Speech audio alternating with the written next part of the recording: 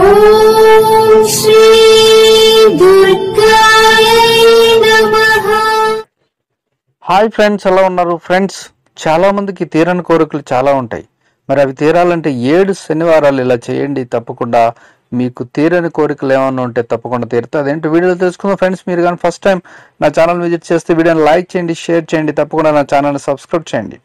Subscribe చేసుకున్నారు గంటని all అని కొట్టండి. నేను చేసే ప్రతి వీడియో మీకు నోటిఫికేషన్లో వచ్చేస్తుంది. అలాగే మీకు ఎటువంటి సందేహాలు ఉన్నా కూడా కమెంట్ రూపంలో మీరు తెలియజేస్తే తప్పకుండా దానికి నేను ఆన్సర్ ఇస్తాను. అలాగే పరిహారాలు కూడా దొరుకుతాయి. ఇక 7 శనివారాలు కానీ ఇలా చేస్తే తీరని కోరికలు తప్పకుండా తీరుతాయి.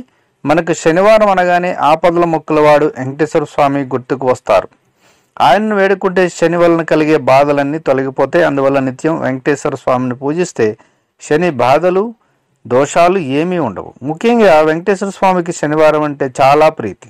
అందువల్ల 7 శనివారాలు ఇలా చేస్తే శని బాధలు పోవటమే కాకుండా అనుకున్న కోరికలు తప్పనిసరిగా తీరుతాయి. మరి ఏం చేయాలి? శనివారం ఉదయం తలస్నానం చేసి దేవుడి గదిని శుభ్రం చేసుకుని స్వామికి అలంకరణ చేసి సంకల్పం చెప్పుకోవాలి. ఆ తర్వాత బియ్యం పిండితో ప్రమిదలు చేయాలి.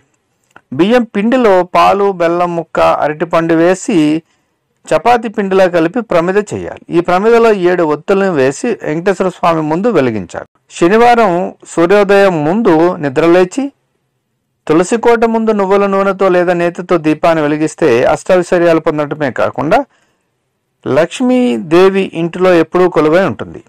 శనివారం సాయంత్రం వెంకటేశ్వర స్వామి ఆలయంలో నేతి దీపం వెలిగిస్తే బాధలు పోయి సుఖశాంతులు కలుగుతాయి.